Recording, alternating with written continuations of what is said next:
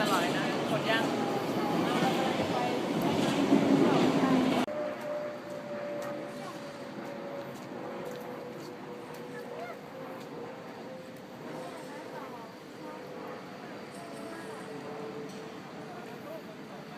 ป้าเข้าไปข้างในกัน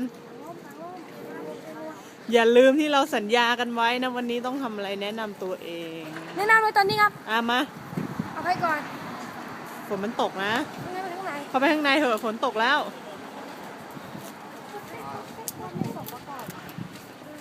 ร่มเดียวใส่ได้คนมันใกล้ถึงแล้วให้ยืมร่มไหมมันมีหมวด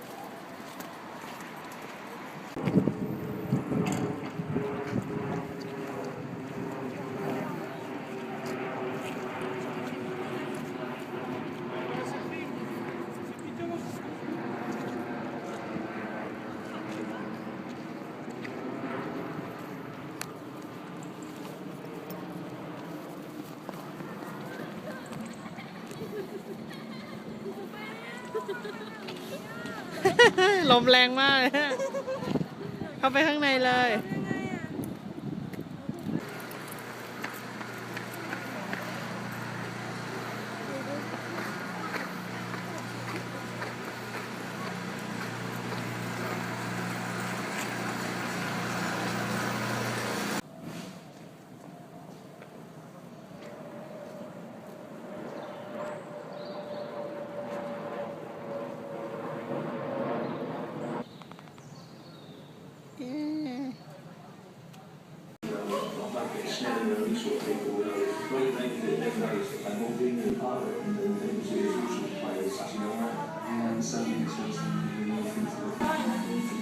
ไม่ไปเร็ว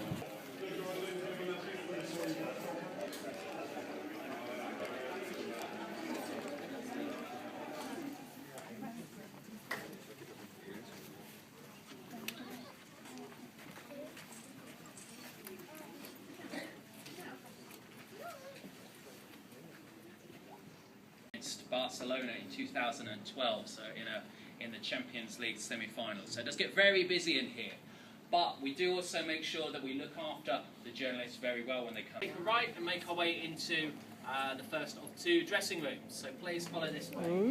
ห้องแต่งตัวไปห้องแต่งตัวคิวไปไหนคิวตัวแรก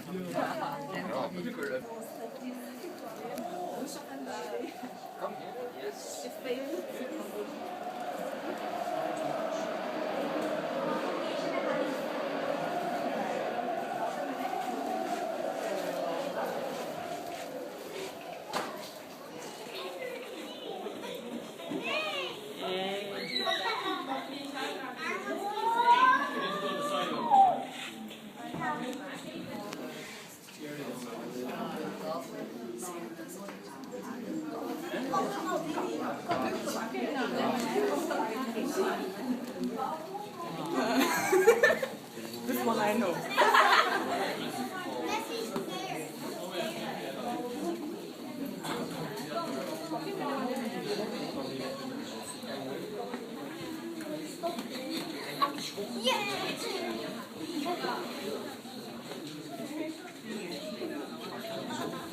Home, almost half this size.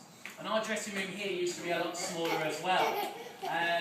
But actually, when we had a really small dressing room, teams used to come here, get very frustrated. So many showers, we didn't get many massage beds, many lockers to keep their things in. So they used to get angry, frustrated how poor the facilities were. Then when they went out onto the field, they would take that frustration out on Chelsea and they would beat us. So we put a Fulham shirt up. Okay, he played for Fulham at the end of his career. Bobby Charlton, England's leading goal scorer of all time, played his last ever game as a professional footballer here at Stamford Bridge. And we have Stanley Matthews, the first ever winner of the Ballon d'Or. So nowadays Ronaldo and Messi take it. Okay, but Stanley Matthews was the first ever winner of the Ballon d'Or. And he carried on playing to the age of 50. Okay, not too many people play to that age. I believe.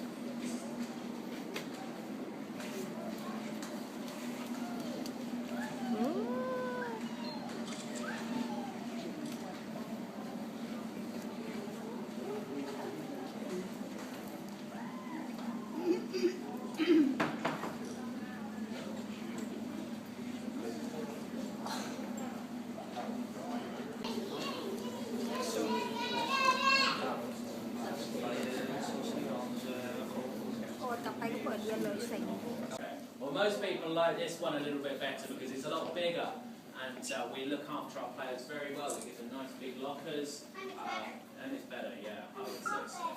It's not better. Okay, well, we can debate that later. But hanging up are the shirts of all of the first team players. One thing you might notice is that the players do not sit in number order like they do at many teams. Here at Chelsea, we let them sit in groups of friends, maybe the position that they play on the field. So on the back wall here, we have players who speak Portuguese. Okay, so 4.5 Brazilians here.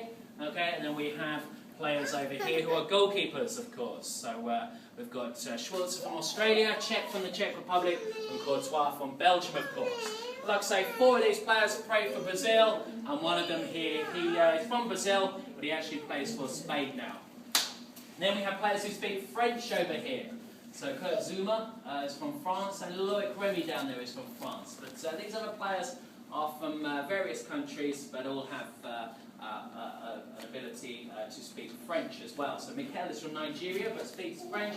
Didier Drogba is from the Ivory Coast, of course, speaks French. Mohamed Salah, of course, joined from Basel, can speak French. Eden Hazard, joined from Lille. Cesar Azpilicueta, joined from Marseille. Okay, and the only odd one out is Nathan Ake here. He doesn't speak so much French. He is Dutch, but he's a great up-and-coming player for Chelsea. Then we've got a couple of players here. Does anyone know what these 2 players have in common?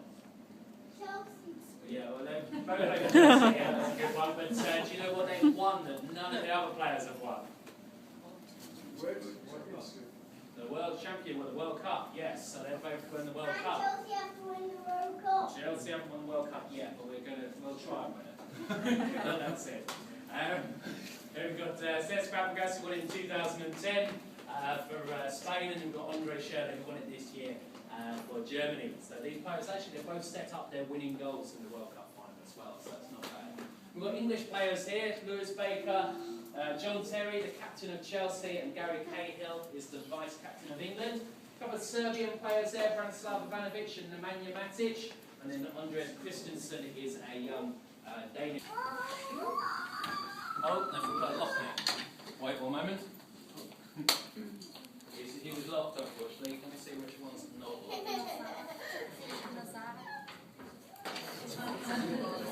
They literally put locks in yesterday. They said they would leave one of them unlocked.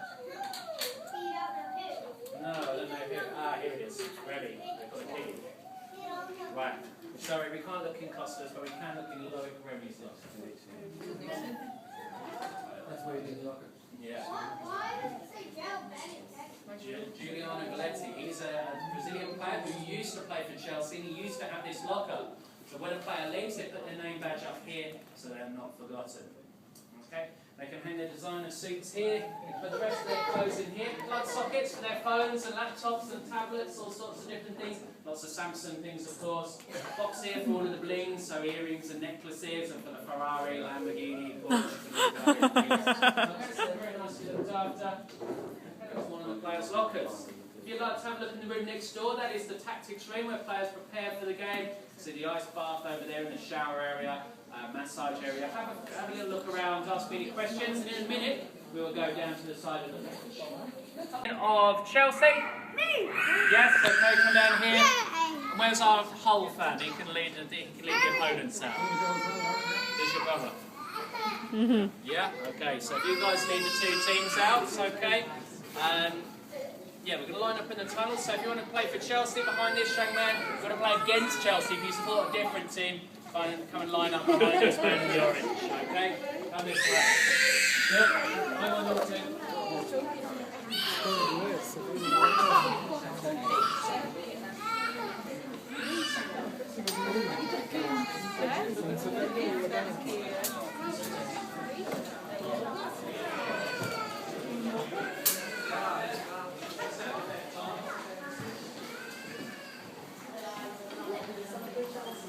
Ui, เราเวลานี้เริ่มเตรียมต่อแถวแล้วจะออกแล้ว จะวิ่งที่สนามแล้ว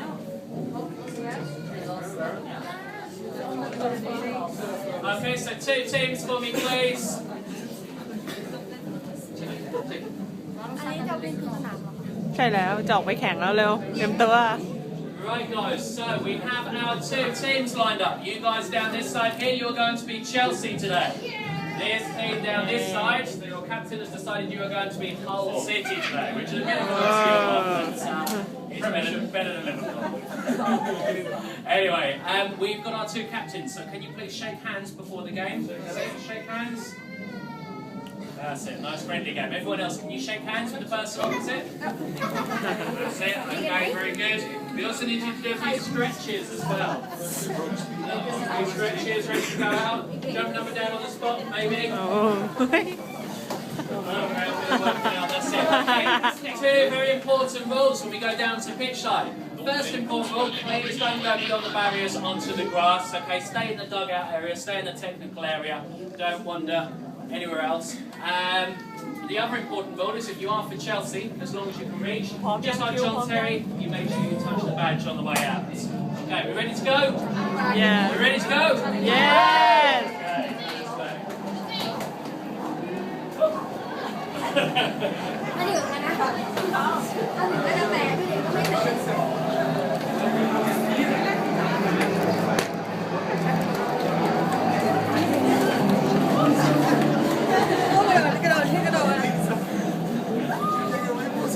บกรีบยากบอกมันได้ที่ว่าไม่ยากจริง รู้สึกไงมั่งพร้อมเตะพร้อมเตะ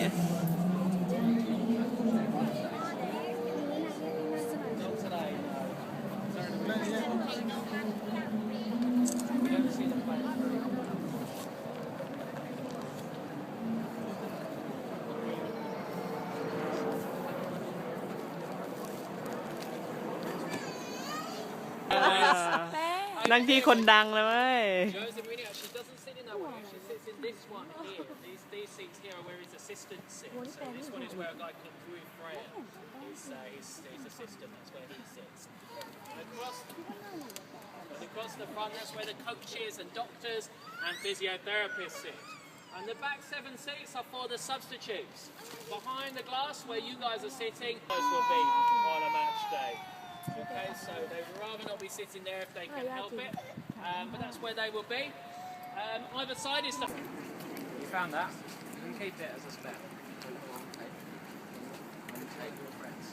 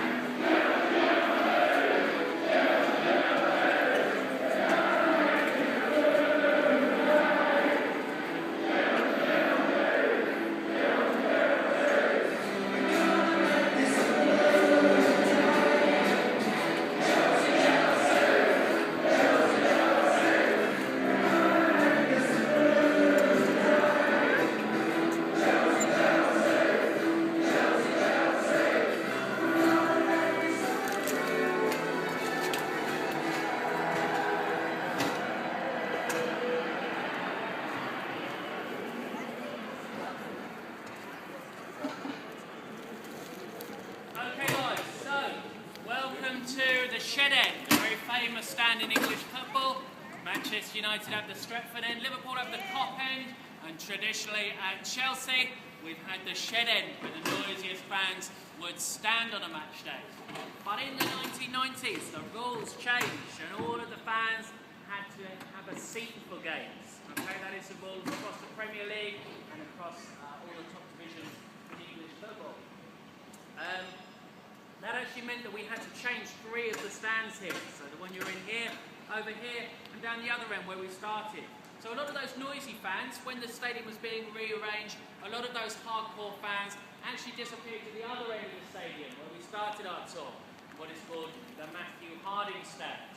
And that stand was us, and there's 2 TV studios down in that corner there. You can see one at the top there, between 15 and 16, and a grey box with an England flag above it. That is the one that's used by Chelsea TV, our in-house TV channel. The other one mostly used by the likes of the BBC or Sky Sports. Now this stand over here, that stand is called the West Stand. That stand was the last stand to be completed when we redeveloped the stadium. It cost £35 million to build, so it's quite an expensive stand over here. It is used the whole week around, not just on a match day, but it brings in lots of money for Chelsea. There's lots of VIP areas over here, so used the whole week around. And you can see a row of boxes up there though, with glass behind them. They are called Millennium Suites. One of those boxes for one season cost over £250,000, so they are very, very expensive out there, very luxurious. They're mostly owned by sponsors like Adidas and Samsung or Barclays, the sponsors of the Premier League. But just above where it says Chelsea, that is the box of Roman Abramovich. So Fulham Football Club already existed back then, so the owners offered the stadium to Fulham Football Club to use. They for £1,500 a year, they would have their own stadium. For them, they stayed down the road at Craven. We got some blue shirts from a team called